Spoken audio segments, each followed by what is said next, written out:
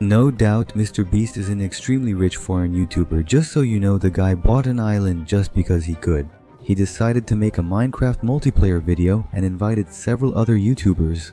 And guess who was chosen to represent South America? That's right, Felipe Neto. Felipe might be good at playing in creative mode, but the theme of the video was combat and player versus player. So, in my opinion, someone who manages to die to that lame trap in the desert pyramid wouldn't be the best choice for this kind of competition. It's fine since it's just for entertainment, so there's nothing to complain about. Even though Mr. Beast's video was only recently released, Filipino warned us about the tragedy 2 months ago. I was so embarrassed in the video I recorded with Mr. Beast, you guys have no idea. I had never recorded Minecraft multiplayer and had to hurry. I tried to mine cobblestone with my hand and kept complaining that it was bugged because there was no block. That's me. It was exactly this YouTuber who represented us there, represented Brazil in a video with millions and millions of views. I'm going to tell and show you exactly how all of this happened. At the time I replied, whoa, there were other foreign YouTubers like Technoblade. I'm sure you did a great job representing us, Felipe. That's peak sarcasm. I already knew there were other YouTubers since a subscriber sent me a screenshot showing several online on the same server. It wasn't surprising since we already expected it. Since Felipe has only played for a year, we can't expect too much. A fan of his thought I was serious and began arguing. The nerve, lol. Now she comes running back with her tail between her legs, right? Dude, stop, you're embarrassing yourself. I simply said, check the profile picture. Nothing against K-pop fans, we treat them like anyone else. The issue was that the person argued for no reason without understanding the context. Jokes aside, I'm not sure why I added that, let's just watch the Mr. Beast video. I have top YouTubers on a server with over 1,000 players. These armies will see which troops prevail in this world war. Leaders include Technoblade, Thundy, Spive, Carl Chandler, and Felipe Neto. This will be great. Technoblade started by moving his army, saying, United States of America, that is United States. Remember, he's representing all of North America, so Canada and Mexico as well. But anyway, then Mr. Beast asks him, what do you think about these 200 kids that are on your team? Technoblade confidently replies, I see skilled warriors who will win this battle easily. Sorry, I really like Technoblade a lot, and I hope he's recovering well from cancer. It was a battle between continents with hundreds of players per team and each YouTuber creating their own strategy. For example, the African representative aimed to claim as much territory as possible. For Fundy's team, whenever an enemy approached, they'd build a tower, essentially a real act of cowardice. His team was so cowardly they even mined gold blocks with a stone pickaxe, clearly lost too. It's over, we're lost. One continent even built a cactus barrier, so yeah.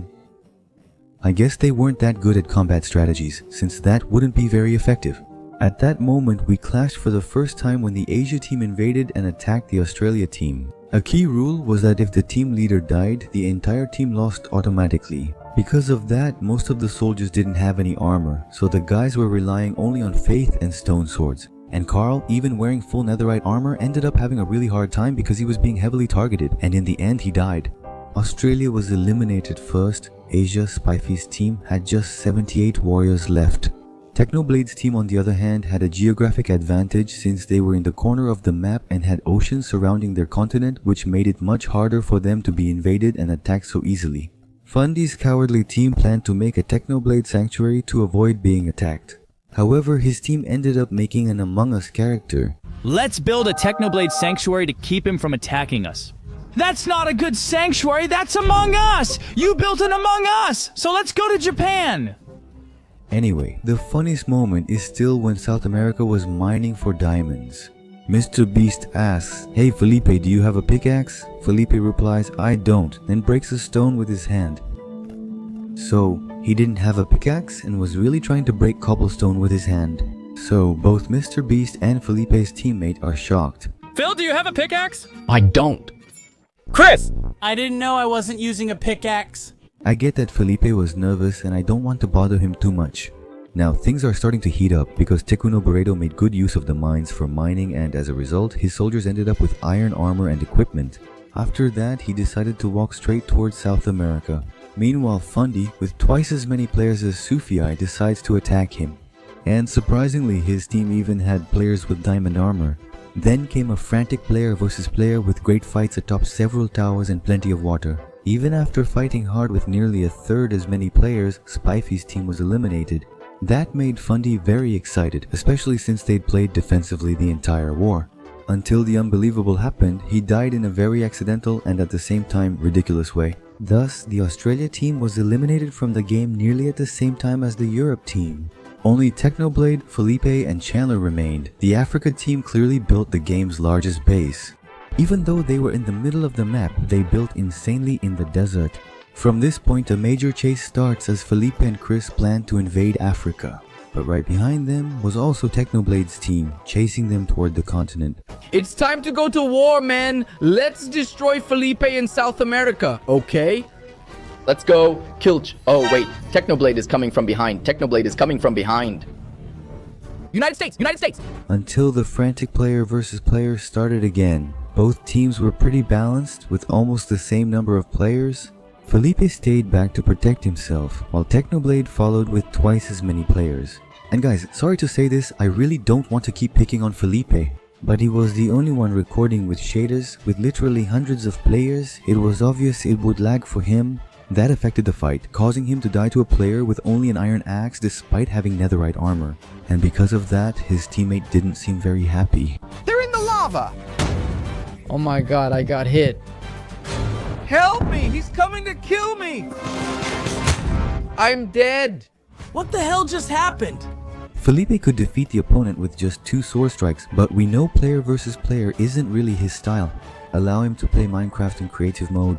Finally, it was Technoblade versus Chandler who had a significant numerical advantage. However, Africa was protected by a mega base. Technoblade was being targeted by several players considering he was simply the leader. That's why he kept running away for a while until Chandler made his biggest mistake. He left his heavily protected base to head to the front line.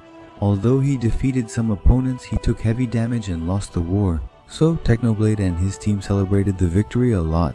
We did it, guys. Take their oil. And as you know, Technoblade never dies. Personally, I thought this video from MrBeast was really good. All credit goes to him and congrats on creating something so unique. As much as I like Technoblade, I really wanted Felipe to win. This video will get tens of millions of views. It would be great if everyone knew Brazil excels at Minecraft, but anyway, it happens. Next time, I trust that we'll come out on top. I felt sorry for Felipe since he often talked about this recording during live streams and seemed anxious about the outcome. Update on the video with MrBeast. I spoke with their editor today, just a little while ago. I asked, hey Platorum, do you think they're still going to post the video? I was starting to think they might have given up on the video. But he said, man, we do tons of revisions on our videos, so it's really hard to estimate when we're going to upload. Sometimes, like today, we must publish a sponsored video first. I talked to some people.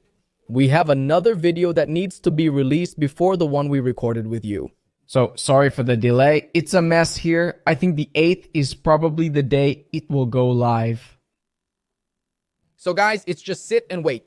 And the worst part of all this is that in the editing, they didn't even leave that many moments of Felipe. They focused more on the other continents. But anyway, like I said, it's part of it. It's just entertainment. I don't want to hate on anyone. I don't want to attack anyone.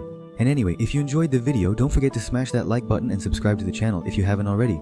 For more videos like this one from the marathon, you won't regret it. A big hug and take care.